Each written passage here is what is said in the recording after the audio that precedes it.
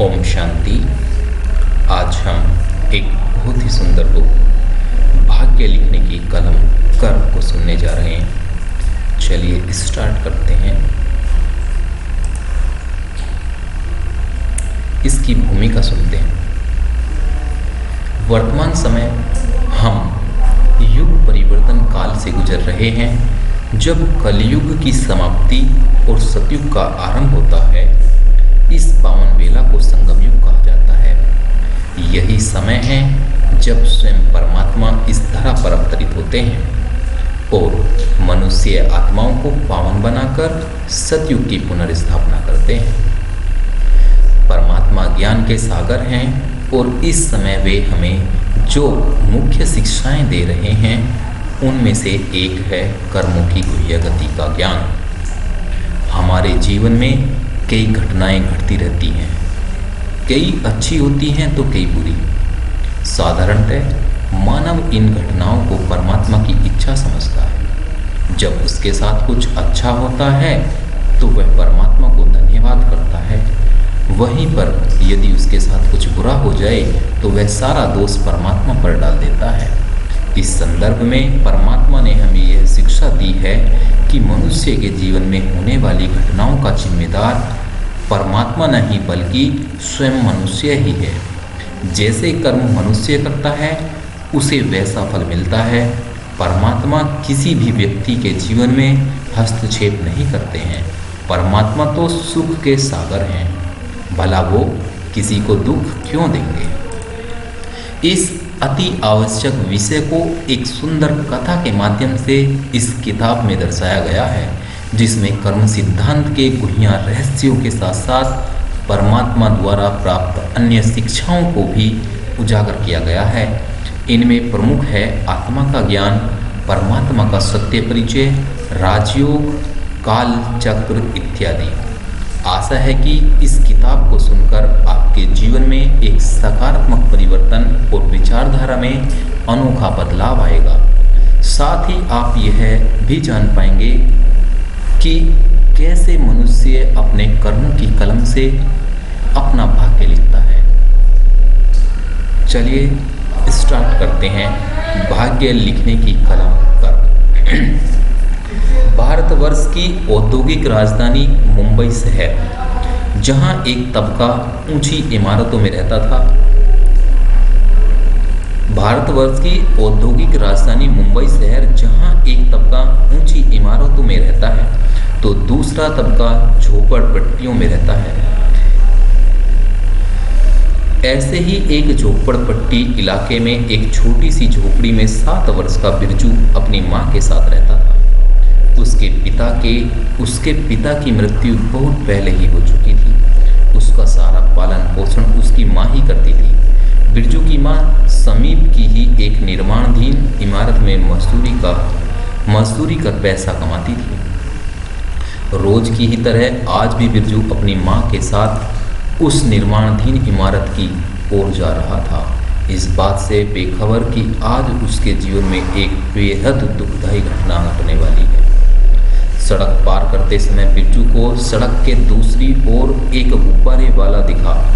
खुशी में वह अपनी माँ का हाथ छोड़ ट्रैफिक से भरी सड़क पर दौड़ पड़ा। उसकी माँ भी बौखलाकर उसे बचाने के लिए उसके पीछे भागने लगी। तभी एक जोर की चीख के साथ सारा माहौल शांत हो गया। यह चीख बिरजू की नहीं पर उसकी माँ की थी। बिरजू ने जब पीछे देखा तो उसकी माँ का मृत शरीर लहूलुहान वो सड़क पर पड़ा हुआ था। बिरजू रोते हुए अपनी माँ की ओर भागा। आज बिरजू बिल्कुल अकेला हो गया था। इस अल्पायु में वह अनाथ हो गया था। उसकी एक शरारत के कारण उसकी माँ आज उसके साथ नहीं थी। अब इस दुनिया में उसका कोई नहीं था। जहाँ बिरजू कभी बहुत शरारती हुआ करता था, वहीं अपने माता पिता के देहांत के बाद वह बेहद ही उदास रहने लगा। जीवन उसके लिए अभिशाप बन गया था।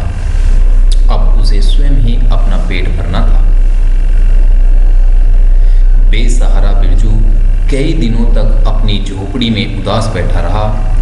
इतने दिनों तक उसने कुछ खाया नहीं, पर ऐसा कब तक चलता।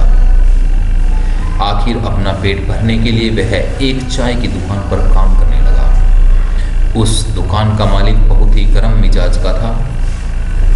छोटी छोटी बातों पर वह बिरजू को डांटता था, मारता था। एक दिन गलती से बिरजू के हाथों एक चाय का गिलास टूट गया।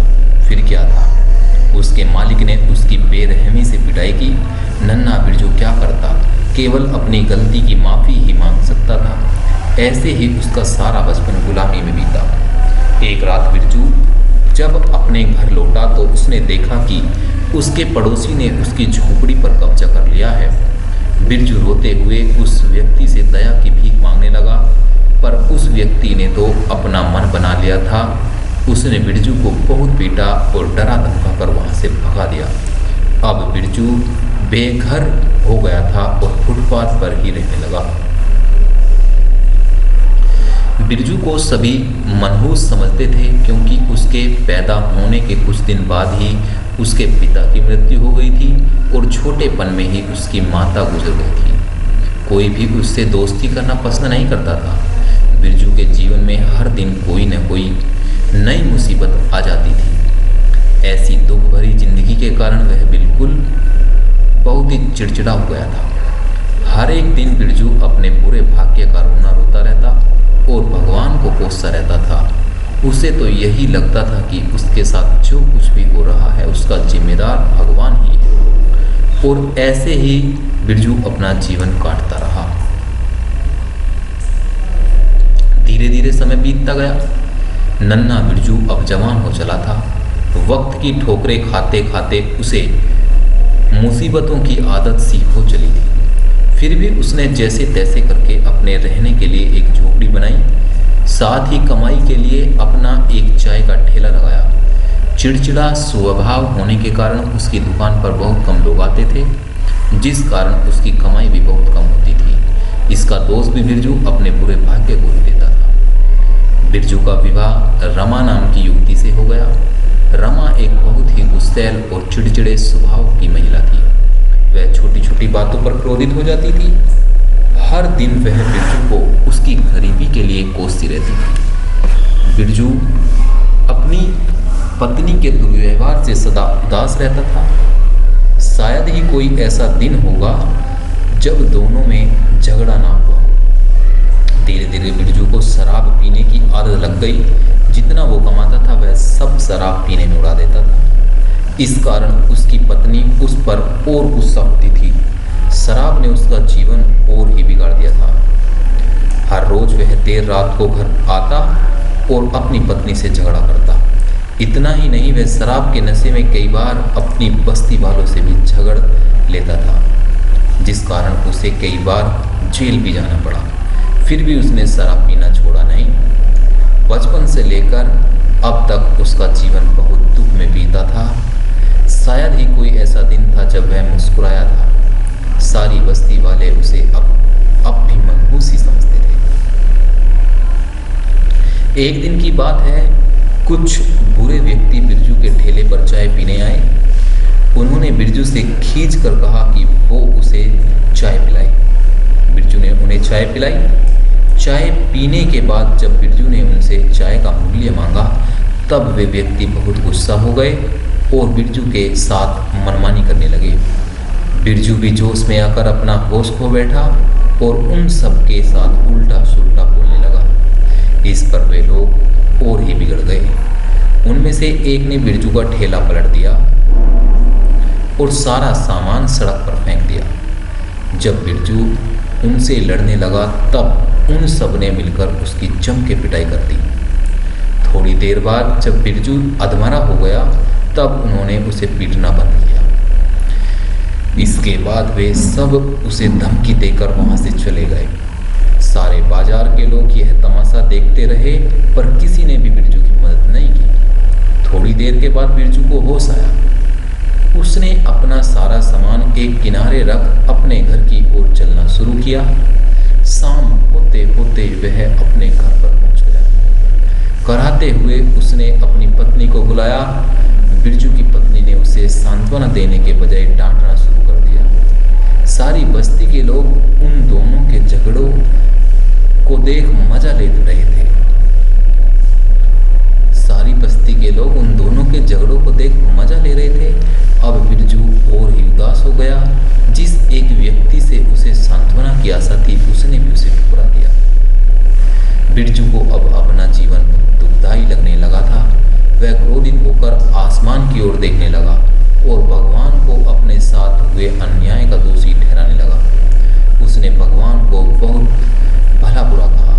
उसने भगवान को कोसते हुए कहा कि हे भगवान, सारा जीवन उसने किसी का कुछ भी बुरा नहीं किया, परंतु हमेशा उसके साथ ही बुरा हुआ है।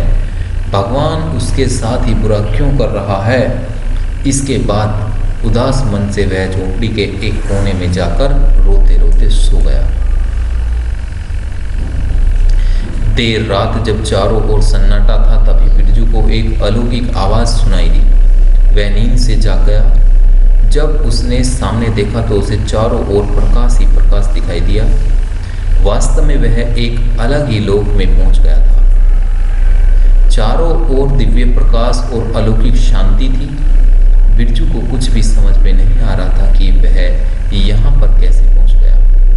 वह मन ही मन अपने आप से बातें करने लगा कि भला वो कहाँ आ गया है, कहीं वो मर तो नहीं गया। वह अपने शरीर को छूकर देखने लगा। सब कुछ ठीक ठाक था, सब कुछ ठीक ठाक था। तभी बिरजू को फिर से वही अलौकिक आवाज सुनाई दी। बिरजू ने चारों ओर घूमकर देखा, पर उसे उस लोक में उसके सिवाय कोई भी दूसरा व्यक्ति नजर नहीं आया। वह अंदर से बहुत ही डर गया था। डरते हुए उसने चिल्लाकर पूछा, कौन है? तब उसके सामने एक दिव्य ज्योति प्रकट हुई। उस दिव्य ज्योति से अलौकिक प्रकाश सभी दिशाओं में फैल रहा था। बिरजू कुछ देर के लिए उस अलौकिक अनुभूति में ही खो गया। वह दिव्य ज्योति और कोई नहीं परंतु स्वयं परमात्मा ही थे। परमात्मा बिरजू के साथ वार्तालाप करने लगे। परमात्मा कहते, मेरे मीठे बच्चे, मैं तुम्हारा पिता हूँ। बिरजू, तुम मेरे पिता कैसे हो सकते हो? मेरे पिता तो कई वर्ष पूर्व ही मर चुके हैं। मुझे बेवकूफ़ मत बनाओ, सच सच बताओ तुम कौन हो? परमात्मा, मैं तुम्हारा पिता ही हूँ मेरे बच्चे। जो मर चुके हैं वो तुम्हारे शरीर के पिता थे। मैं तो तुम्हारी आत्मा का पिता हूँ। मैं सारे जग का पिता हूँ। सभी मुझे परम पिता परमात्मा कहते हैं। बिरजू गुस्से में, अच्छा तो आप ही भगवान हो? मैं आपसे बहुत नाराज हूँ। आपने मुझे सारा जीवन दुख ही दुख दिया है।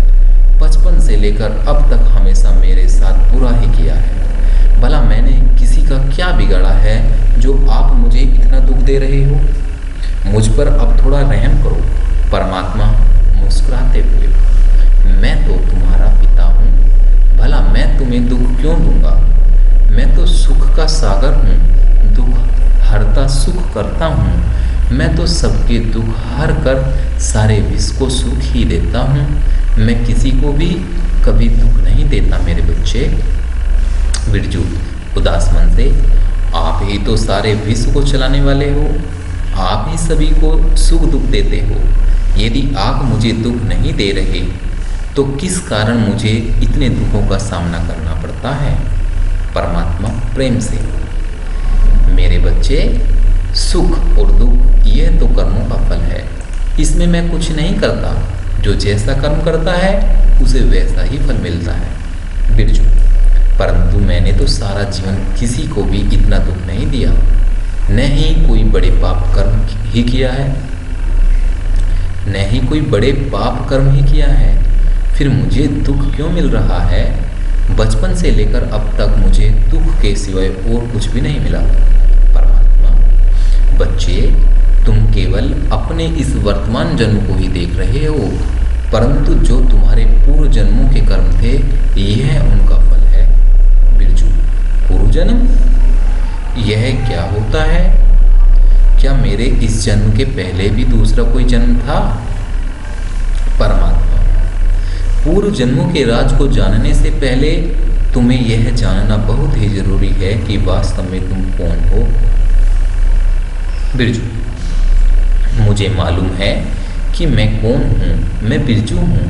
मैं मुंबई शहर में चाय बेचता हूँ और मैं इस दुनिया का सबसे बदकिस्मत इंसान हूँ। परमात्मा, यही सबसे बड़ी गलती तुम कर रहे हो जो अपने को शरीर समझते हो।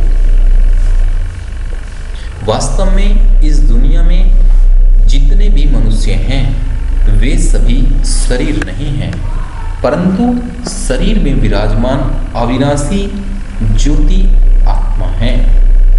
बिरजू, आत्मा? परमात्मा, हाँ आत्मा, तुम एक आत्मा हो। बिरजू, यह आत्मा क्या होती है? परमात्मा, आत्मा एक चैतन्य दिव्य ऊर्जा है जो इस पूरे शरीर को चलाती है। आत्मा ही शरीर के द्वारा अच्छे और बुरे कर्म करती है। आकार में आत्मा एक सूक्ष्म बिंदु है।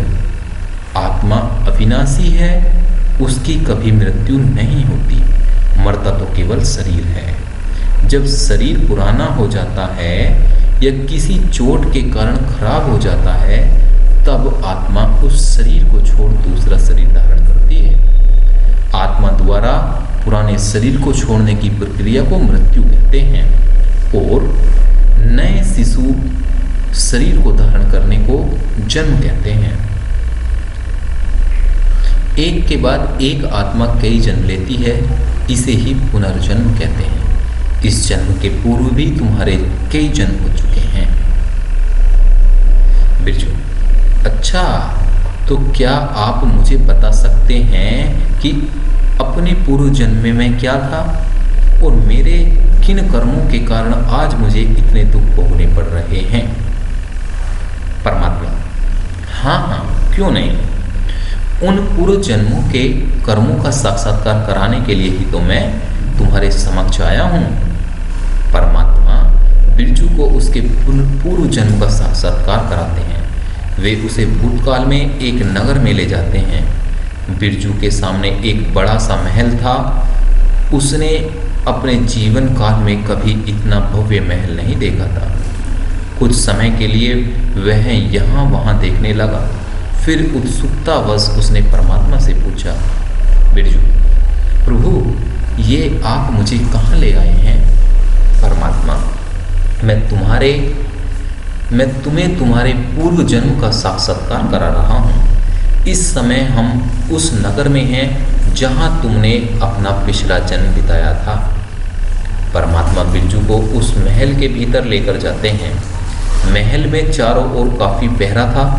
बिरजू जिस किसी व्यक्ति को देखता वह यह सोचने लगता कि शायद सामने वाला व्यक्ति वह खुद है। वह अपने पूर्व जन्म के व्यक्ति को देखने के लिए बहुत उत्सुक था। तभी महल के भीतर से कईयों की दुख भरी चीखें सुनाई देने लगी। बिरजू उन चीखों को सुनकर काफ़ी सहम गया और परमात्मा से पूछ बैठा, बिरजू, ये चिल्लाने की आवाज़ कहाँ से आ रही हैं? परमात्मा, ये दर्द भरी आवाज़ें इस महल के बंदी गृह से आ रही हैं। परमात्मा बिरजू को बंदी गृह की ओर ले जाते हैं।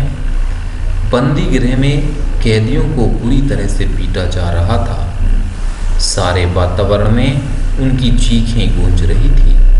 सभी बंदी सैनिकों से क्षमा की भीख मांग रहे थे। बिरजू, इन्हें किस अपराध के कारण पीटा जा रहा है? परमात्मा, इन्होंने अपने क्रूर राजा राजवीर सिंह के प्रति विरोध का प्रदर्शन किया। इस पर इनके राजा ने इन्हें बंदी बना लिया और राजा के खिलाफ जाने की सजा दे दी। बिरजू, ये तो इन निर्दोषों पर सरासर अत्याचार है। आप ये अत्याचार रोकते क्यों नहीं?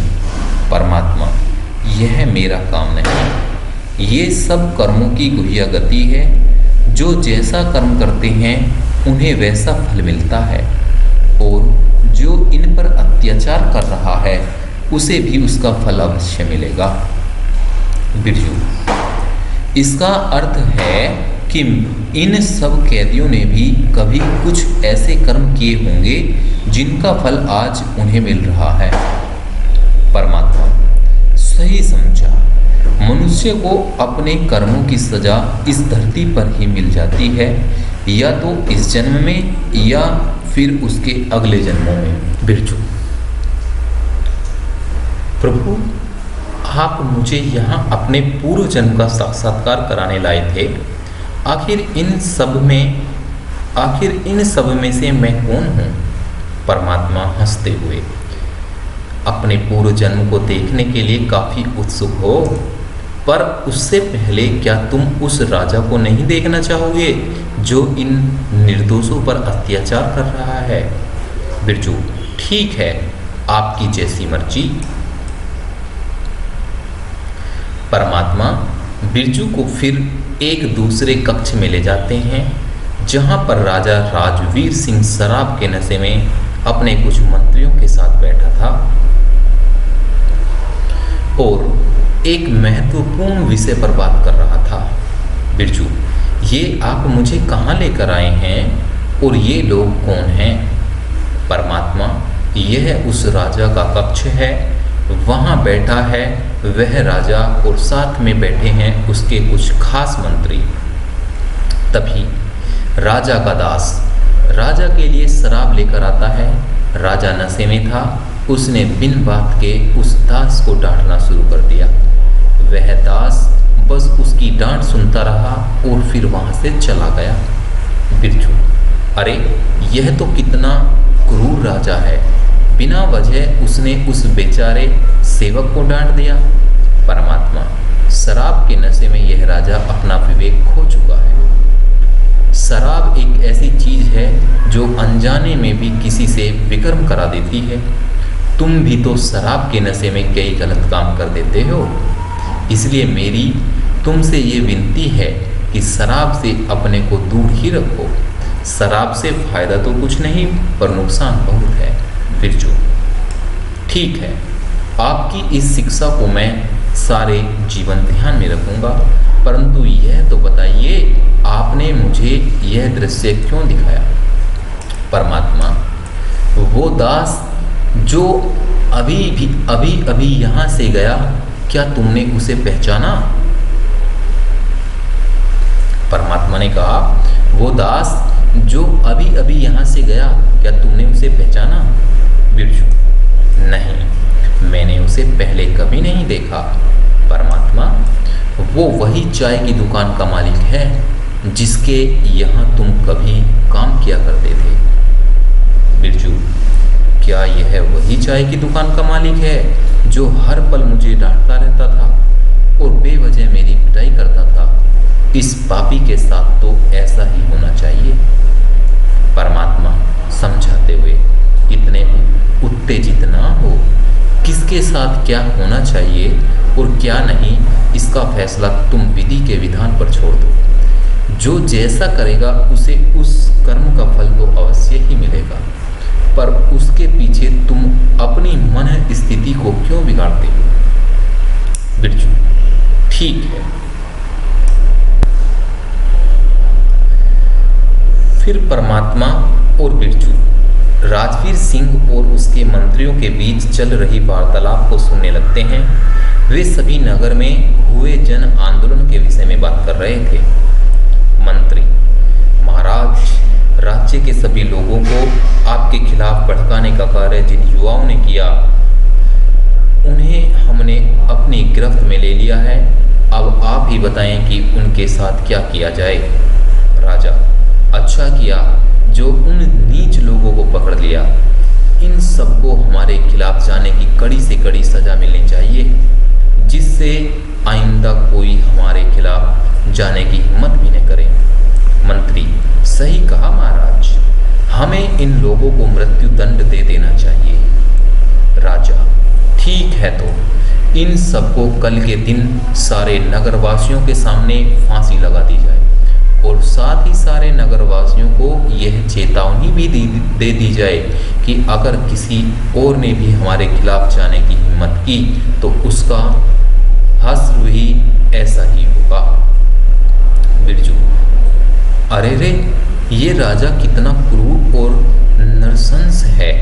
इसने बिना सोचे समझे उन लोगों को मृत्युदंड दे दिया। ऐसे पता नहीं इसने कितनों को मृत्युदंड दिया होगा। परमात्मा, पर क्या तुम जानते हो जिन लोगों को यह दंड दे रहा है वे कौन लोग हैं? बिरजू, नहीं, मैं उन्हें नहीं जानता। परमात्मा, ये वही लोग हैं जिन्होंने कल तुम्हें पूरी तरह से पीटा था और तुम्हारा ठेला पलट दिया था। बिरजू, क्या ये वही लोग हैं? इन्हें तो इससे भी कड़ी सजा मिलनी चाहिए। परमात्मा, शांत हो जाओ बिरजू। अभी अभी तो मैंने तुम्हें यह शिक्षा दी कि जो जैसा कर्म करेगा उसे उसका फल स्वतः मिल जाता है। उसकी चिंता करना तुम्हारा काम नहीं। बिरजू, पर इन्होंने मेरे साथ बहुत बुरा किया है। मैं उनका अत्याचार कैसे भूल सकता हूँ? परमात्मा, इन सब का रहस्य तुम्हें थोड़ी देर में समझ आ जाएगा, इसलिए अभी तुम शांत रहो। इसके बाद परमात्मा बिरजू को उस महल के बंदीगृह के ऐसे कक्ष में ले जाते हैं जहां पर एक कैदी को रखा गया था। उस कैदी की दशा बहुत दयनीय थी। उसका सारा शरीर बहुत ही कमजोर और निर्बल हो चुका था। उस कैदी को बेड़ियों में बांधा गया था। उसके चेहरे पर एक मायूसी सी थी, जिससे ऐसा प्रतीत हो रहा था कि वो अपने जीवन से बहुत तंग हो चुका था। बिरजू, हे प्रभु, यह व्यक्ति कौन है? इसकी दशा तो बहुत ही दयनीय है। परमात्मा, यह व्यक्ति राजा राजवीर सिंह का बड़ा भाई है। बिरजू, यह राजा का भाई होते हुए भी बंदी गृह में क्या कर रहा है? परमात्मा, वास्तव में बड़ा राजकुमार होने के नाते राज सिंहासन पर इसका अधिकार था और यह उसके काबिल भी था, पर राजवीर सिंह ने एक षड्यंत्र रचकर अपने बड़े भाई को देशद्रोही बताकर बंदी बना दिया और इसके बाद वह खुद राजा बन गया। बिरजू, यह तो इस व्यक्ति के साथ बहुत ही बुरा हुआ। यह राजा तो सचमुच बड़ा ही निर्दयी और क्रूर है। इसने तो अपने भाई को भी नहीं छोड़ा। परमात्मा, अब क्या तुम यह बता सकते हो कि यह व्यक्ति वर्तमान समय किस रूप में है? बिरजू, नहीं, मैं इसको भी नहीं जानता हूँ। कौन है ये व्यक्ति? परमात्मा, यह तुम्हारी पत्नी रमा का पूर्व जन्म है। बिरजू, अच्छा, तो यह रमा की आत्मा है। इसके साथ तो सचमुच बहुत ही बुरा हुआ। शायद इसलिए वह बहुत चिड़चिड़ी और गुस्सैल है और बेवजह मुझसे झगड़ती रहती है। पर रमा तो एक स्त्री है, फिर वह अपने पूर्व जन्म में पुरुष कैसे? परमात्मा, मेरे बच्चे, आत्मा का कोई लिंग नहीं होता। आत्मा कभी स्त्री का जन्म लेती है तो कभी पुरुष का भी जन्म लेती है। तुमने भी कई बार पुरुष जन्म लिया है तो कई बार स्त्री जन्म भी लिया है। परमात्मा, ठीक है। अब तुम मुझे यह बताओ कि अभी तक हमने जिन भी लोगों को देखा है उनमें से तुम कौन हो? बिरजू, जिस प्रकार आप मुझे भिन्न भिन्न व्यक्तियों से मिला रहे हैं, उन सबको देखकर तो ऐसा ही लगता है कि मैं ही राजा राजवीर सिंह हूँ। परमात्मा, सही समझा। अपने पूर्व जन्म में तुम ही राजवीर सिंह थे। बिरजू, क्या मैं सचमुच इतना क्रूर और अत्याचारी था? मैंने तो काफ़ी बुरे कर्म किए हैं। परमात्मा, अभी तक तो तुमने अपने पूर्व जन्म के केवल कुछ ही दृश्य देखे हैं। तुमने इस जन्म में सत्ता पाकर इतने अत्याचार किए हैं जिनकी गिनती बहुत कड़ी है। बलपूर्वक तुमने कईयों को बंदी बनाया, कईयों की जमीन जायदाद अपने कब्जे में ली, गरीबों से उनकी क्षमता से अधिक कर वसूल किया। अब तुम्हें समझ आया कि किस कारण से तुम्हें इस जन्म में इतने दुख मिल रहे हैं। जिस तरह से अपने पूर्व जन्म में तुमने सारे समाज को दुख दिया है, ऐसे ही इस जन्म में सारा समाज तुम्हें दुख दे रहा है। बिरजू, आपने सही कहा। ये वर्तमान जीवन तो मेरे पूर्व जन्मों के बुरे कर्मों का ही फल है। सच में मैंने काफ़ी बुरे कर्म किए हैं। राजा बनकर मैंने दूसरों पर बहुत अत्याचार किए हैं। अपने इन पूर्व जन्मों के कर्मों को देख मुझे बहुत ही आत्मग्लानि महसूस हो रही है। मुझे अपने इस जन्म से घृणा होने लगी है। परमात्मा, जो बीत गया अब उसके बारे में सोचने से कोई लाभ नहीं है। बेहतर होगा कि तुम अपने भविष्य को सुधारने के लिए वर्तमान जीवन को अच्छा बनाओ और श्रेष्ठ कर्म करो। परमात्मा, मेरे मीठे बच्चे, अब तो तुम इस बात को स्वीकारते हो कि इस जन्म में तुम्हारे साथ जो भी बुरा हो रहा है उसके जिम्मेदार तुम स्वयं ही हो। मैंने तुम्हारे साथ कभी कुछ बुरा नहीं किया और न ही मैंने तुम्हें कभी दुख ही दिया है। इतना सुनते ही बिरजू की आंखों में आंसू आ गए। अब उसे अपने से हुई गलती का एहसास हो चुका था। वह परमात्मा के समक्ष झुक गया और उनसे माफी मांगने लगा। बिरजू, मुझे क्षमा कर दीजिए भगवान, जो मैंने आप पर इतना बड़ा आरोप लगाया। मुझे अपने कर्मों का ज्ञान नहीं था। मैंने सारा जीवन आपको ही अपने भाग्य के लिए जिम्मेदार ठहराया। मुझसे बहुत बड़ा पाप हो गया है। कृपा करके मुझे इस महापाप के लिए क्षमा करें। मैं आपको यह वचन देता हूँ कि आगे से मैं कभी भी अपने दुर्भाग्य का दोष आप पर या किसी और पर नहीं डालूंगा। परमात्मा, मेरे बच्चे, मैंने तो तुम्हें कभी दोषी नहीं माना, फिर भी मैं तुम्हें क्षमा करता हूँ। बिरजू, हे प्रभु, आप सच में बड़े ही रहमदिल हैं। आप दया के सागर हैं। मैं आपका बहुत बहुत आभारी हूँ जो आपने मुझे इतना श्रेष्ठ मार्ग बताया। नहीं तो न जाने मैं अपने जीवन में और कितने ही बुरे काम कर बैठता।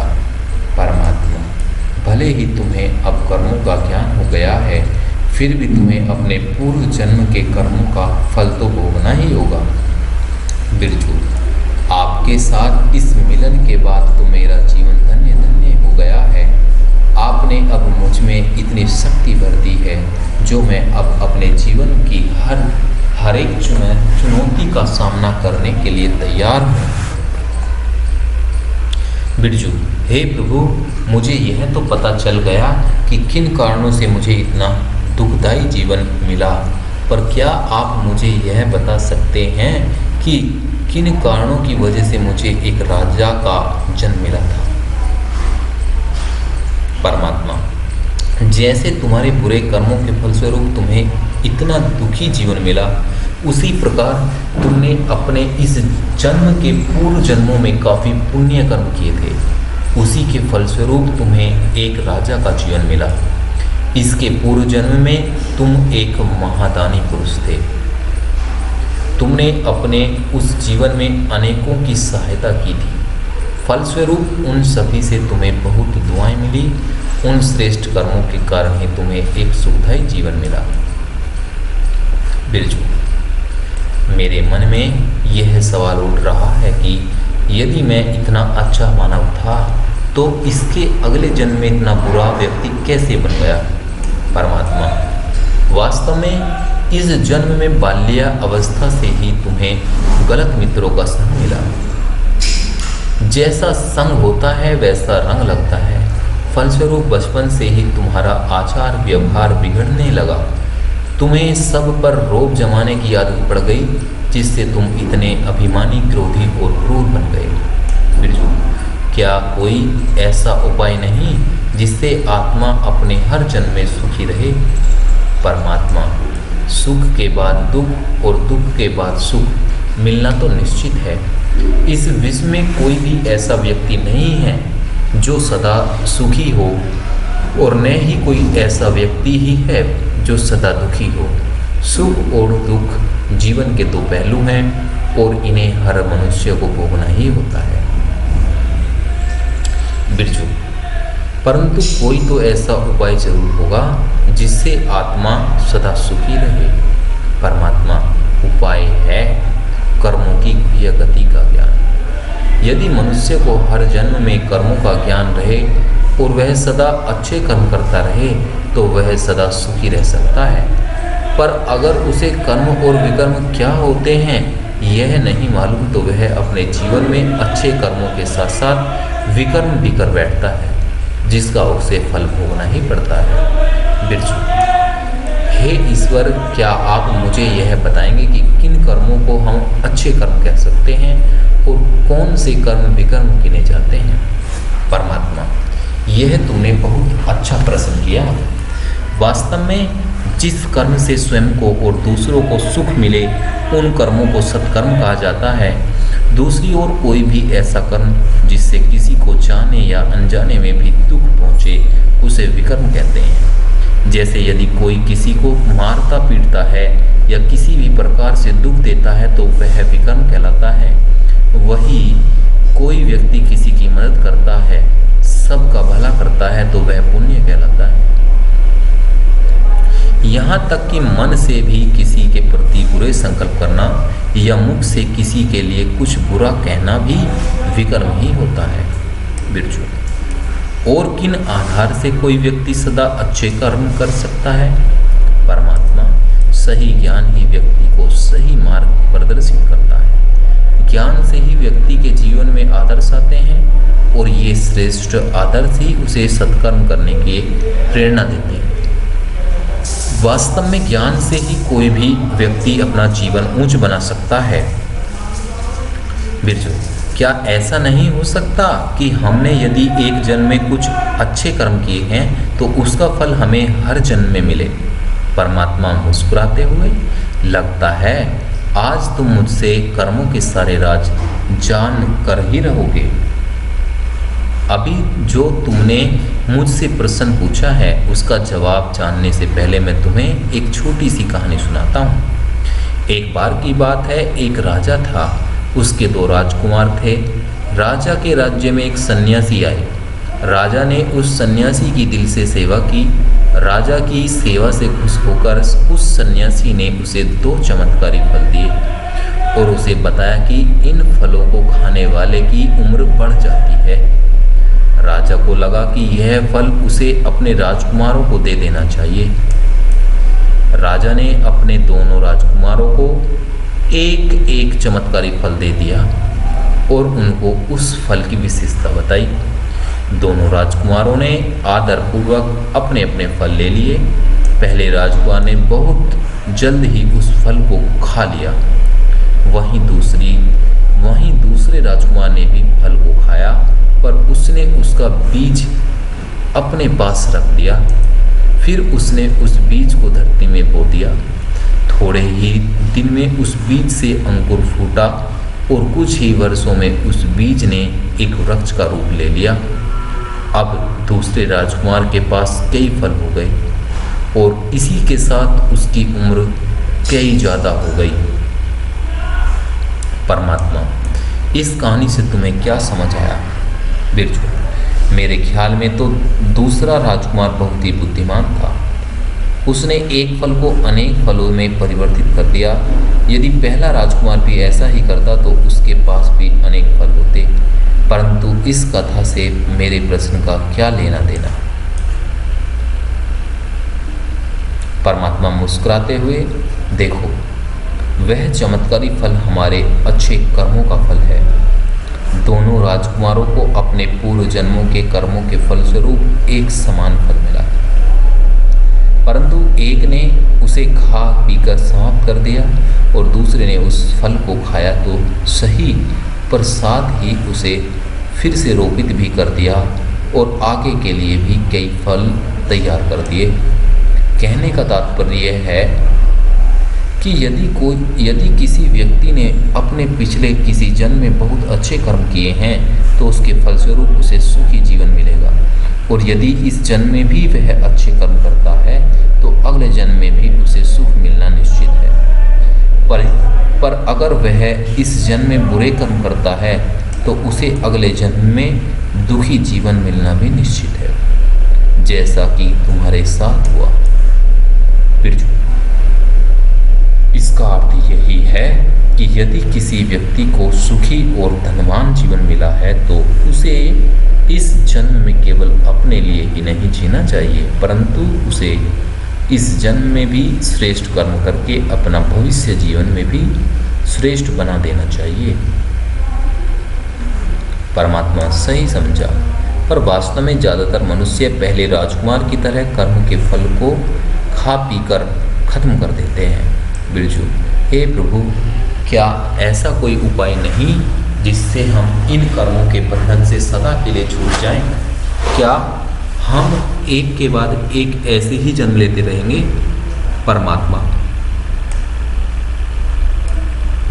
कर्मों के बंधन से सदा के लिए कोई भी छूट नहीं सकता। जो भी आत्मा इस धरा पर आती है वह कर्मों के बंधन में बंधी जाती है। जन्म के बाद मृत्यु निश्चित है और मृत्यु के बाद जन्म भी निश्चित है। यह एक अनादि और अविनाशी चक्र है जो निरंतर चलता ही रहता है। इस अविनाशी चक्र के कारण ही आज सारा संसार स्थिर और संतुलित है। बिरजू, हम सब आत्माएं इस धरा पर कहाँ से आती हैं? क्या आत्माएं इस धरा की मूल रहवासी नहीं हैं?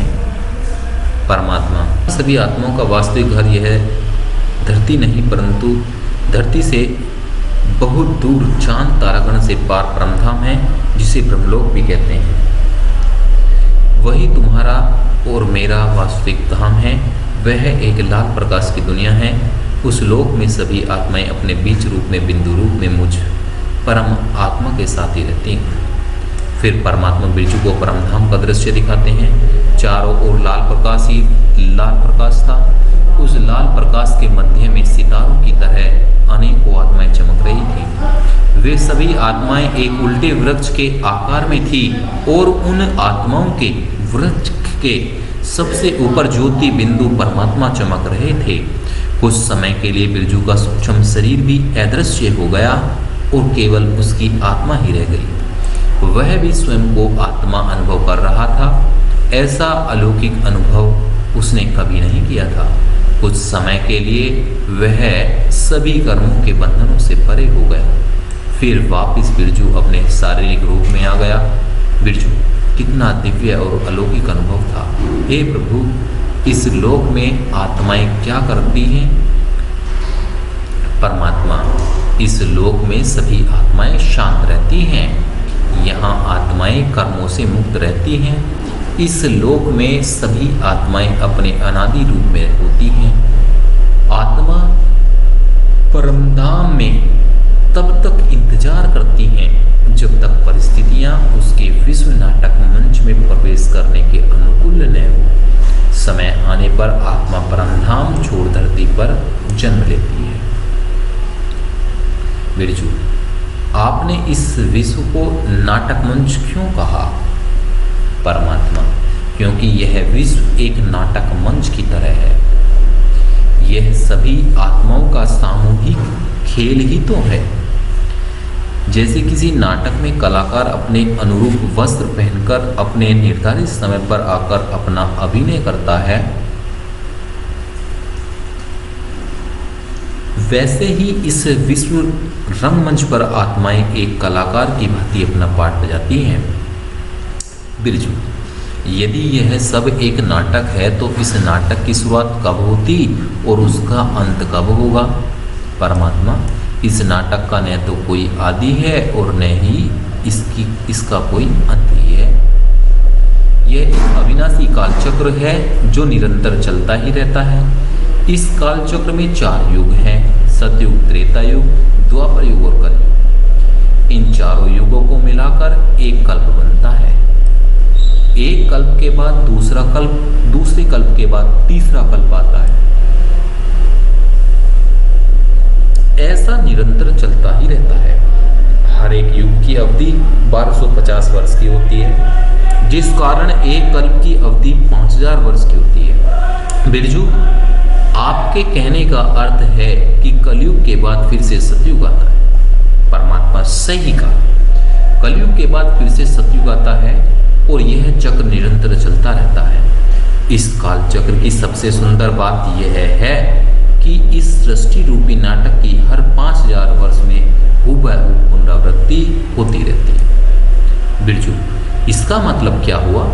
परमात्मा, इसका अर्थ यह है कि जो तुम्हारे साथ आज हुआ है वह तुम्हारे साथ 5000 वर्ष पूर्व भी हुआ था और 5000 वर्ष के बाद भी ऐसा ही होगा।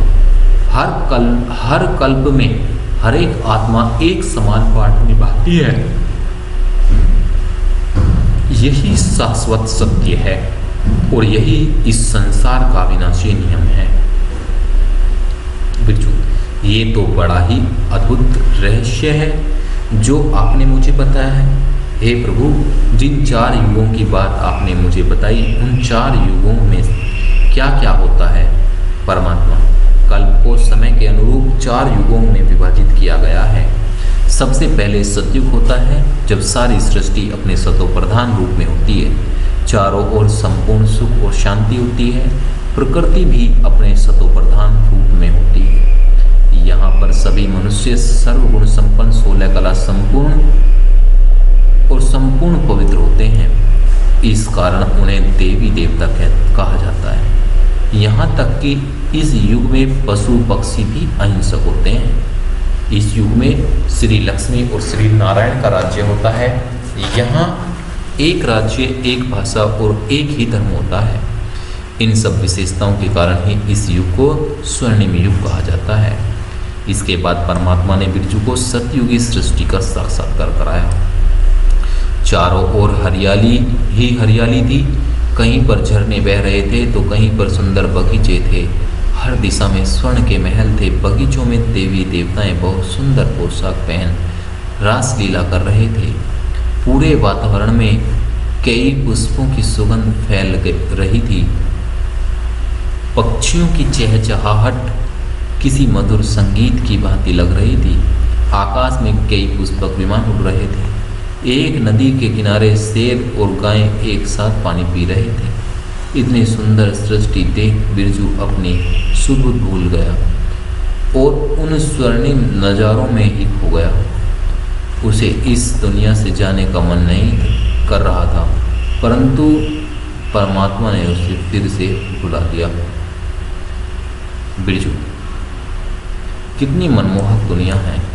यहाँ सब कितने सुखी हैं। इसके पश्चात क्या होता है? परमात्मा, परिवर्तन तो सृष्टि का नियम है। समय के साथ साथ सृष्टि का भी परिवर्तन होता जाता है। सतयुग के बाद आता है त्रेता युग। इस युग में भी चारों ओर सुख और शांति रहती है, पर सतयुग की तुलना में यहाँ सभी मनुष्य 14 कला संपूर्ण ही होते हैं। इस युग में श्री राम और श्री सीता का राज्य होता है। इस युग को रजत युग भी कहते हैं। कुल मिलाकर सतयुग और त्रेता युग को ही स्वर्ग कहा जाता है। यहाँ हर कोई सुखी रहता है। परमात्मा, त्रेता युग के बाद आता है द्वापर युग। इस युग से ही सृष्टि में दुख और अशांति बढ़ने लगती है। द्वापर में प्रकृति रजो प्रधान हो जाती है। मनुष्य आत्माएं 8 कला संपूर्ण होती है। चूंकि इस युग में दुखों का आरंभ होता है, तो साथ ही आरंभ होती है मुझ परमात्मा की भक्ति। सर्वप्रथम भारत में मुझ निराकार शिव की ही शिवलिंग के रूप में पूजा होती रही, पर समय के साथ साथ अव्यभिचारी भक्ति व्यभिचारी भक्ति में बदल गई और मनुष्य अनेकों देवी देवताओं की भी भक्ति करने लगे। इसी के साथ अनेक धर्मों की भी स्थापना द्वापर युग में ही हुई। सारा विश्व अनेक राज्यों में बंट गया। मनुष्यों ने भूमि के लिए, धर्म के लिए अनेकों युद्ध किए। अब सृष्टि वैसी न थी जैसी सतयुग के आरंभ में थी। पवित्र मनुष्य अब अपवित्र हो गए। काम, क्रोध, लोभ, मोह और अहंकार, ये 5 विकार अब सभी मनुष्यों को विकारी बना चुके थे। ऐसे ही समय बीतता गया। द्वापर युग के बाद आरंभ हुआ कलयुग। इस युग में आत्माएं तमो प्रधान और कलाहीन हो जाती है। चारों ओर दुख ही दुख फैल जाता है। बिरजू, लोग कहते हैं कि वर्तमान समय कलयुग ही चल रहा है। परमात्मा, हाँ, वर्तमान समय कलयुग ही चल रहा है। यहाँ तक कि यह कलयुग के अंत का समय है। इस समय इस समय तक सभी आत्माएं परमधाम से इस तरह पर आ चुकी होती हैं और यही समय है जब मुझे भी स्वयं इस तरह पर अवतरित होना पड़ता है। जैसा कि मैंने तुम्हें पहले भी बताया कि कलयुग के बाद फिर से सतयुग आता है और एक नए कल्प की शुरुआत होती है। कलयुग और सतयुग के बीच के समय को संगम युग कहा जाता है। कलयुग और सतयुग के बीच के समय को संगम युग कहा जाता है। वो मंगलकारी पल अब आ चुका है जब पुराना कल्प खत्म हो नया कल्प आरंभ होगा। कलयुग के बाद फिर से नई सतयुगी दुनिया की स्थापना होगी। उस नई दुनिया की स्थापना के लिए ही मैं इस तरह पर आया हूँ। बिरजू, इसका अर्थ है कि वर्तमान समय आप सृष्टि पर अवतरित हो चुके हैं परमात्मा। हाँ, ये सत्य है कि मैं वर्तमान समय इस धरती पर अवतरित हो चुका हूँ। बिरजू, हे प्रभु, आप किस रूप में अवतरित हुए हैं? आपने किस रूप में जन्म लिया है? परमात्मा, मैं तो अजन्मा हूँ। मैं कभी भी किसी माता के गर्भ से जन्म नहीं लेता, परंतु चूंकि मैं निराकार हूँ इसलिए मुझे अपने दिव्य कर्तव्यों को पूर्ण करने के लिए एक अनुभवी मानवीय तन का आधार लेना पड़ता है। अर्थात मैं एक शरीर का आधार ले सतयुगी सृष्टि की स्थापना करता हूँ। बिरजू, वो भाग्यशाली मनुष्य कौन है जिनके तन के माध्यम से आप अपना दिव्य कर्तव्य कर रहे हैं? परमात्मा, वह भाग्यशाली व्यक्ति है प्रजापिता ब्रह्मा। ये वही आत्मा है जिसने सतयुग में श्री नारायण के रूप में पाठ बजाया। सर्व मनुष्य आत्माओं में यह ही सर्वोत्तम है, इसलिए मैंने इनके तन का आधार लिया है। इस समय सारी सृष्टि तमो प्रधान हो चुकी है और हर मनुष्य आत्मा पतित हो गई है। मैं आया हूँ सभी पतित आत्माओं को फिर से पावन बना अपने घर परमधाम ले जाने। बिरजू, क्या अभी सृष्टि का अंत आ गया है? परमात्मा, यह सृष्टि का अंत नहीं बल्कि पुरानी कलयुगी दुनिया का अंत है, पर साथ ही नई सतयुगी पवित्र दुनिया का आरंभ भी है। उस दुनिया की एक सुंदर झलक तो तुम देख ही चुके हो, बस देखते जाओ, बहुत ही जल्दी वह दुनिया आने वाली है मेरे प्यारे बच्चे। बिरजू, उस सतयुगी दुनिया में कौन कौन जाएगा? परमात्मा, उस सतयुगी दुनिया में वही श्रेष्ठ आत्माएं जाएंगी जो इस संगम युग के समय में मुझे इस साधारण रूप में भी पहचान लेंगी और मेरी श्रीमत पर चल अपने जीवन को फिर से दिव्य और पावन बनाएंगी। बिरजू, क्या मैं भी उस दुनिया में जा पाऊंगा? परमात्मा, क्यों नहीं, तुम ही क्या विश्व की हर आत्मा उस दुनिया में जा सकती है? यदि तुम भी मेरी बताई गई श्रीमत पर चलोगे तो तुम भी सतयुग में जा सकोगे। बिरजू, हे प्रभु, आपकी क्या श्रीमत है जिससे मैं उस दुनिया का मालिक बन जाऊंगा? परमात्मा, मेरी मुख्य श्रीमत है राजयोग। बिरजू, राजयोग, यह राजयोग क्या है? परमात्मा, राजयोग सभी योगों का राजा है।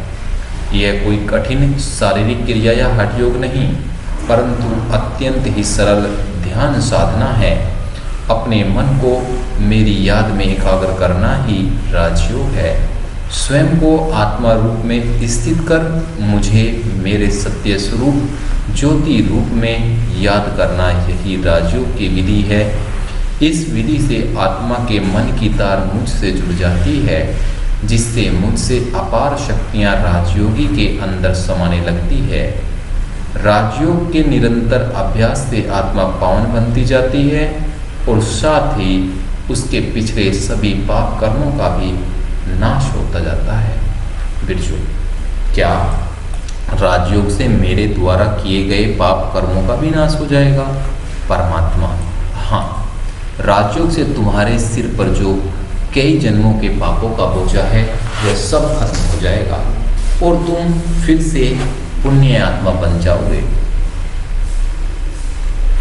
बिरजू, ये तो बड़े ही हर्ष की बात है।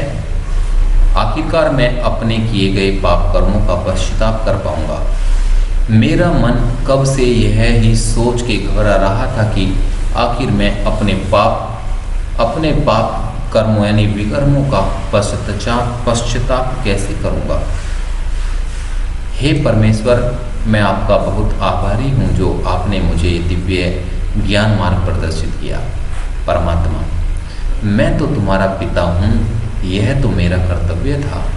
बिरजू, हे प्रभु, क्या मैं इस जन्म में आपसे साकार रूप में भी मिल पाऊंगा। परमात्मा, मुझे सच्चे दिल से ढूंढने का प्रयास करना, मैं तुम्हें अवश्य ही मिल जाऊंगा। बहुत जल्द तुम्हारी मुलाकात कुछ ऐसी आत्माओं से होगी जो तुम्हें मुझसे मिलने का सही रास्ता बताएंगी। बिरजू, वो कौन आत्माएं हैं, उन्हें मैं कैसे पहचानूंगा।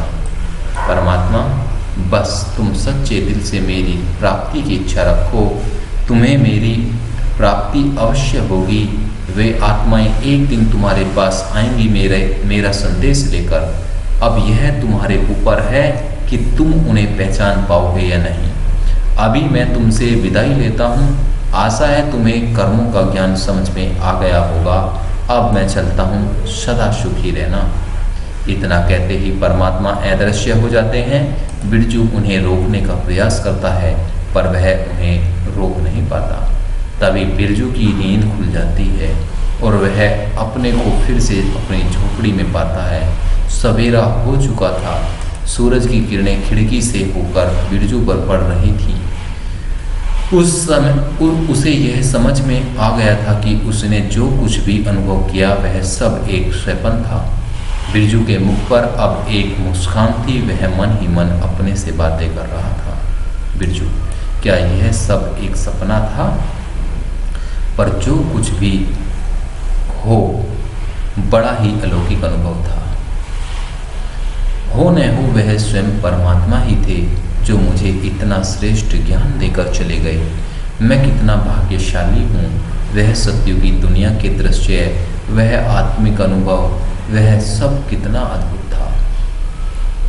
बिरजू अपने अलौकिक अनुभवों का स्मरण कर ही रहा था कि तभी उसकी पत्नी रमा वहाँ आती है और उससे गुस्से में डांटते हुए कहती है, रमा, उसे गुस्से में डांटते हुए कहती है, रमा, क्या हो गया?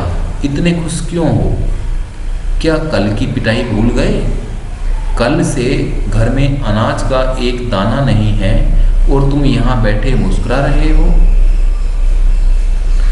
तुम्हें तो किसी बात की परवाह ही नहीं है। पर बिरजू अब भी मुस्कुरा ही रहा था। उसे इतना दिव्य अनुभव जो हुआ था, खुशी खुशी में उसने अपना अनुभव रमा को भी सुनाना शुरू कर दिया। बिरजू, अरे यह सब बेकार की बातें छोड़ो। पता है आज मेरे स्वप्न में कौन आए थे? रमा, तुम तो ऐसे पूछ रहे हो जैसे स्वयं भगवान तुम्हारे स्वप्न में आए हो। बिरजू, अरे तुमने तो सही अंदाजा लगाया। आज मेरे सपने में स्वयं भगवान ही आए थे। परमात्मा ने मुझे बड़ा ही अलौकिक और अनूठा अनुभव कराया। उन्होंने मुझे कर्मों के गुह्य रहस्यों का ज्ञान दिया। उन्होंने मुझे आने वाले नई दुनिया का साक्षात्कार कराया और भी बहुत सारे दिव्य अनुभव कराए। तुम्हें यह पता है कि इस समय वे इस धरती पर अवतरित हो चुके हैं। उन्होंने मुझसे कहा है कि यदि मैं सच्चे दिल से उन्हें प्राप्त करने की इच्छा रखूँगा तो वे मुझे अवश्य मिल जाएंगे।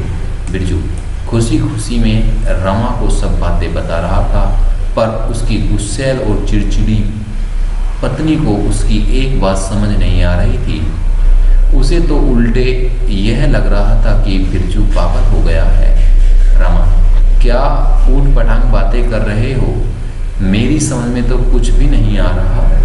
लगता है कल उन गुंडों ने तुम्हारे सिर पर मारा होगा, इसलिए तुम पागलों के जैसी हर बातें कर रहे हो। बिरजू, नहीं नहीं, मैं पागल नहीं हूँ। मुझे सच में ये दिव्य अनुभव हुए हैं। रमा, अब यह सब अब यह बहस छोड़ो और उठो, जाओ कुछ कमाई करके लाओ, मेरा दिमाग मत खराब करो। बिरजू को अब अपनी पत्नी की कोई भी बात बुरी नहीं लग रही थी। उसे अब कर्मों का ज्ञान जो मिल गया था, उसे तो अब रमा के ऊपर बहुत दया आ रही थी। बिरजू ने पिछले जन्म में उसके साथ जो किया था, उसके आगे तो यह सब कुछ भी नहीं था। उस बात को ध्यान में रखते हुए वह प्रेम से अपनी पत्नी से क्षमा मांगता है। बिरजू, अगर तुम्हें मेरी किसी भी बात पर यकीन नहीं होता तो कोई बात नहीं, पर इतना समझ लो अब मेरा जीवन पूरी तरह से बदल गया है। मैंने पिछले जन्म में और इस जन्म में तुम्हारे साथ बहुत बुरा किया है, इसलिए मैं तुमसे उन सब बातों के लिए क्षमा मांगता हूँ। रमा को कुछ भी समझ नहीं आ रहा था कि भला बिरजू उससे क्षमा क्यों मांग रहा था। कुछ समय के लिए वो शांत हो गई और यही बात सोचते सोचते वह अपने काम में लग गई। बिरजू आज बहुत खुश था। कल के दिन उसके साथ जो कुछ भी बुरा हुआ था, उन सब बातों को वह भूल चुका था। यहाँ तक कि उसे जितनी चोटें आई थीं, उसे उनका दर्द भी नहीं हो रहा था। अब उसके मन में केवल एक ही बात थी, परमात्मा की प्राप्ति। वह इसी धुन में घर से बाहर चला जाता है। उसके चेहरे पर खुशी थी, उसकी चाल में अब उमंग और उत्साह था। जब वह बस्ती में गुजर रहा था, तब सारे बस्ती वाले उसे देखकर आश्चर्यचकित हो रहे थे, क्योंकि उन्होंने कभी भी उसे इतना खुश नहीं देखा था। सभी के मन में यही प्रश्न उठ रहा था कि कल तो बिरजू की बुरी तरह से पिटाई हुई थी और आज यह दुखी होने के बजाय इतना खुश क्यों हो रहा है। जो जहाँ था वहीं पर रुककर बिरजू की ओर देखने लगा। थोड़ी देर के लिए सारा माहौल शांत सा हो गया। बिरजू को अब किसी भी बात की परवाह नहीं थी। वह तो अपनी मस्ती में मस्त होकर चला जा रहा था। वह अपनी दुकान फिर से चालू करता है। आज वह सबसे मुस्कुरा कर मिल रहा था।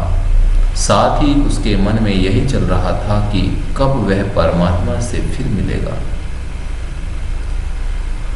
वो हर किसी को इसी नज़र से देख रहा था कि परमात्मा का संदेश उसे कौन देगा। दोपहर के समय उसकी दुकान पर फिर से वही गुंडे आ गए, जिन्होंने पिछले दिन बिरजू को बहुत पीटा था। एक पल के लिए बिरजू उन्हें देखकर थोड़ा क्रोधित हुआ, पर तुरंत उसे अपने पिछले जन्म की बात याद आ गई कि किस तरह उसने उन लोगों के साथ बुरा किया था। पल भर में उसकी मनोस्थिति बदल गई। वह मुस्कुराने लगता है और उन लोगों के बिना कहे ही उन्हें प्यार से बैठने के लिए कहता है। उन लोगों को तो यही लग रहा था कि बिरजू उनसे बहुत डर गया है। वे सब नज़दीक में रखी एक बेंच पर बैठ जाते हैं। इसके बाद बिरजू बड़े ही प्यार से उनको चाय पिलाता है। तत्पश्चात वो उन सभी से क्षमा याचना करने लगता है। बिरजू, मैं आप सबसे क्षमा मांगता हूँ। मैंने आप लोगों के साथ बहुत ही बुरा किया है, कृपया उसके लिए मुझे माफ़ कर दो। बिरजू बनावटी रीति से नहीं कह रहा था, वह दिल से उनसे माफ़ी मांग रहा था। बिरजू की ऐसी बातें सुनकर वे लोग आश्चर्य में एक दूसरे को देखने लगे। वे सभी सोच में पड़ गए कि बुरा तो उन्होंने बिरजू के साथ किया था, उल्टा वह उनसे ही माफ़ी मांग रहा है। वे लोग कुछ पल के लिए चुप हो गए। इतने में उनमें से एक ने बिरजू से पूछ ही लिया कि भला वो उनसे माफ़ी क्यों मांग रहा है। इस पर बिरजू बोला, बिरजू, मैं इस जन्म के लिए नहीं बल्कि पिछले जन्म की कुछ गलतियों की माफ़ी मांग रहा हूँ। कृपा करके मुझे माफ़ कर दो। उन गुंडों को बिरजू की कोई भी बात समझ में नहीं आई। उन्हें भी यही लगा कि बिरजू पागल हो गया है। वे लोग थोड़ी देर आपस में कुछ बात करके चुपचाप वहाँ से चले गए। अब संध्या का समय हो चला था। सारा समय बिरजू इसी ख्याल में खोया हुआ था कि बहुत ही जल्द वो परमात्मा के साकार रूप को अवश्य देखेगा। धीरे धीरे अंधेरा होने लगा था। प्रतिदिन बिरजू इस समय तक अपनी दुकान बंद कर देता था, पर आज उसने उसने दुकान बंद नहीं की। उसे यही उम्मीद थी कि कोई न कोई प्रभु का संदेश लेकर उसके पास जरूर आएगा। काफ़ी समय प्रतीक्षा करने के बाद भी जब कोई न आया तो वह अपनी दुकान बंद करने लगा। काफ़ी समय प्रतीक्षा करने के बाद भी जब कोई ना आया तो वह अपनी दुकान बंद करने लगा। तभी बिरजू को कुछ दूरी पर एक श्वेत वस्त्रधारी कुमार कुछ पर्चे बांटते हुए दिखा। बिरजू को जिज्ञासा हुई। वह तुरंत उस व्यक्ति के पास गया और उससे पूछने लगा, बिरजू, अरे भाई, यह तुम किस चीज़ के पर्चे बांट रहे हो? कुमार मुस्कुराते हुए, मेरे भाई, इसमें परमात्मा का संदेश है। मैं यह खुशखबरी यहाँ उपस्थित सभी लोगों को देने आया हूँ कि परमात्मा इस धरा पर आ चुके हैं। ये लीजिए, आप भी यह पर्चा लीजिए। बिरजू समझ गया था कि जिसकी वह सारे दिन भर से प्रतीक्षा कर रहा था वह उसके सामने ही है। वह मन ही मन बहुत खुश हो रहा था। बिरजू ने उस व्यक्ति से एक पर्चा ले लिया और इतना कहकर वह कुमार भी वहाँ से चला गया। बिरजू काफ़ी देर तक उस व्यक्ति को जाते हुए देखता रहा। खुशी खुशी में वह यह भी भूल गया था कि उसे तो पढ़ना आता ही नहीं। खुशी खुशी में वह यह भी भूल गया था कि उसे तो पढ़ना आता ही नहीं। अब वह उस पर्चे को कैसे पढ़ेगा? अब तक वह कुमार भी उसकी आंखों से ओझल हो चुका था। वह काफ़ी देर तक भीड़ में उस कुमार को ढूंढता रहा, पर वह उस व्यक्ति को ढूंढ नहीं पाया। फिर बिरजू को अपने एक परिचित व्यक्ति की याद आई जिसे पढ़ना आता था। वह तुरंत पर्चा लेकर उस व्यक्ति के पास जाता है और उससे पर्चा पढ़कर सुनाने को कहता है। परिचित व्यक्ति, अरे बिरजू, आज बड़े ही खुश दिख रहे हो, क्या बात है? बिरजू, आज तो मेरी खुशी का ठिकाना नहीं है। देखो, एक व्यक्ति मुझे यह पर्चा देकर गया और कह गया है कि यह परमात्मा का संदेश है। क्या तुम इसे मुझे पढ़कर सुनाओगे? परिचित व्यक्ति, लाओ जरा पढ़कर तो देखे आखिर क्या लिखा है इसमें। बिरजू वह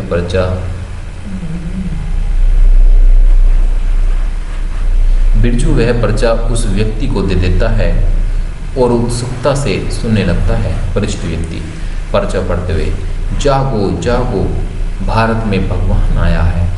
प्रिय आत्मन, परम पिता परमात्मा शिव, जो हम सभी आत्माओं के पिता हैं, हम सभी आत्माओं को दुखों से छुड़ाने, पापों से मुक्त करने के लिए परमधाम से इस धरती पर आ चुके हैं। परमात्मा आए हैं हम सभी आत्माओं को राजयोग सिखाकर फिर से पावन बनाने। परिचित व्यक्ति इतना पढ़ते ही हंसने लगता है। परिचित व्यक्ति, क्या बकवास है, इस पर्चे में तो सब झूठ लिखा है।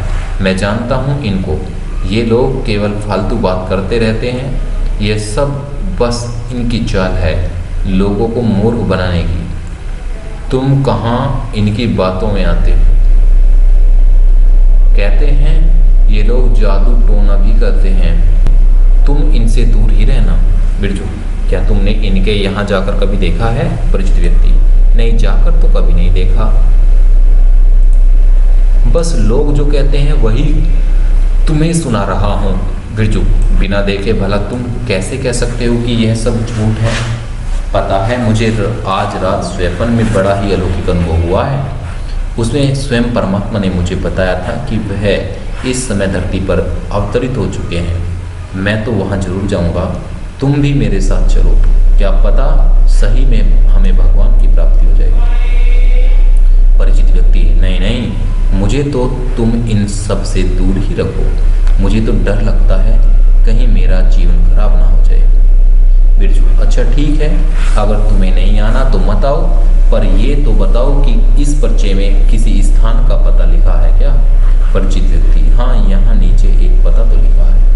वह बिरजू को पता पढ़कर सुना देता है। इसके बाद बिरजू अकेला उस स्थान की ओर चला जाता है। वह लोगों से पता पूछते पूछते एक ब्रह्मकुमारी सेवा केंद्र पर पहुंच जाता है। वह खुशी खुशी उस सेवा केंद्र के अंदर चला जाता है। वहां पर ब्रह्मा कुमारी बहनें बड़े बड़े आदर के साथ उसे एक योग कक्ष में ले जाती हैं। उस योग कक्ष में एक ब्रह्मकुमारी बहन योग अवस्था में बैठी हुई थी। साथ ही अन्य भाई बहनें भी शांतचित हो योग का अभ्यास कर रहे थे। उस कक्ष में गहन शांति थी। हर एक के चेहरे पर रूहानियत थी। बिरजू भी शांति से उन सभी के साथ बैठ गया। उसने अपने जीवन इतनी गहन शांति का कभी भी अनुभव नहीं किया था। योगाभ्यास के बाद एक ब्रह्मा कुमारी बहन बिरजू को एक दूसरे कक्ष में लेकर जाती है, जहाँ पर एक ब्रह्मा कुमारी बहन ईश्वरीय ज्ञान सुना रही थी। सभी बहनों का इतना निस्वार्थ भाव देखकर बिरजू को बड़ा ही अच्छा लग रहा था। फिर वह बहन बिरजू को ज्ञान सुनाना आरंभ करती है। सर्वप्रथम उसने परमात्मा का परिचय क्या है वह बताया। इसके बाद आत्मा का परिचय दिया। वो बहन वही ज्ञान सुना रही थी जो परमात्मा ने बिरजू को दिया था। बिरजू को अब यह पूर्णतः विश्वास हो गया था कि यही सत्य ज्ञान है और ये परमात्मा का ज्ञान ही सेवा केंद्र पर बिरजू को राजयोग भी सिखाया गया। और ये परमात्मा का ज्ञान ही है, सेवा केंद्र पर बिरजू को राजयोग भी सिखाया गया। अब वह निरंतर ब्रह्मा कुमारी सेवा केंद्र पर जाने लगा। ईश्वरीय ज्ञान उसे बड़ा ही अच्छा लगने लगा। राजयोग के अभ्यास से उसका जीवन बहुत ही खुशनुमा बन गया था। उसका जीवन अब पूरी तरह से बदल गया था। जो बिरजू बहुत उदास और चिड़चिड़ा था, वह अब रमणीक स्वभाव का हो गया था। जो बिरजू कभी शराब के नशे में लड़ता झगड़ता था, वो अब व्यसन मुक्त जीवन व्यतीत कर रहा था। परमात्मा की श्रीमत पर चल वह अपने भाग्य को ऊंच बनाने लगा था। कर्मों के ज्ञान ने उसे जीने की नई दिशा दिखा दी थी। उसके जीवन में आए इतने बड़े परिवर्तन को देख उसकी पत्नी और दूसरे कई लोग भी अपना जीवन बदलने लगे। वे सभी भी सेवा केंद्र पर आकर ईश्वरीय ज्ञान लेने लगे थे। उन सभी के जीवन में कई सकारात्मक परिवर्तन आने लगे थे। इसके बाद वह दिन भी आया जब बिरजू को परमात्मा के साथ साकार मिलन मनाने का अवसर प्राप्त हुआ। वह दिन उसके लिए बहुत ही हर्ष का दिन था। उस दिन उसने स्वयं भगवान के सम्मुख बैठ ईश्वरीय ज्ञान का श्रवण किया। परमात्मा से मिलन के बाद उसे यह पूरी तरह से निश्चय हो गया था कि भगवान इस तरह पर आकर नई दुनिया की स्थापना कर रहे हैं। इसके बाद बिरजू भी तन मन धन से पूरी तरह से परमात्मा के दिव्य कार्य में सहभागी बन गया। कर्मों का ज्ञान केवल बिरजू के लिए ही नहीं है, बल्कि विश्व की हर एक आत्मा के लिए है। कर्म ही वो कलम है जिसके द्वारा हर एक मनुष्य अपना भाग्य लिखता है। और जहाँ तक परमात्मा से मिलन की बात है, तो आप भी परमात्मा से मिल सकते हैं। आप भी अपने नज़दीकी ब्रह्मा कुमारी सेवा केंद्र पर जा सकते हैं और ईश्वरीय ज्ञान को अपने जीवन में धारण कर सकते हैं। आप भी अपना जीवन दिव्य और अलौकिक बना सकते हैं। अच्छा, ओम शांति।